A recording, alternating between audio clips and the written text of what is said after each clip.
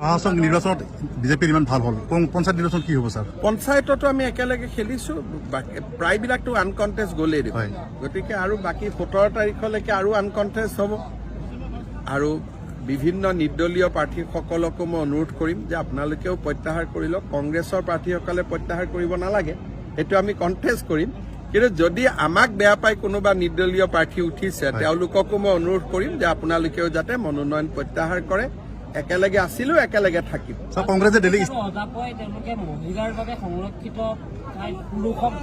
চব এই পাৰ্টিবিলাক চিনচিয়াৰ নহয়, চিৰিয়াছ নহয়।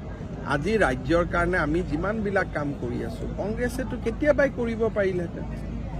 আজি আপোনালোকে চাওক, এই ৰাভা হাছং স্বায়ত্তশাসিত পৰিষদৰ শপত বাক্য হৈছে। আৰম্ভণিটো অমূৰ আপোনাৰ দেশে দিয়া হৈছে। এই সৰু কামটো কংগ্ৰেছেও কৰিব নোৱাৰিলেহেঁতেন জানো? গতিকে তেওঁলোকৰ কোনো চিনচিয়াৰিটিটো ক'তো নায়েই। তেওঁলোকে মাত্ৰ এই কেণ্ডিডেটৰ পৰা টকা, সেই কেণ্ডিডেটৰ পৰা টকা, সেইটোতে ব্যস্ত আছে।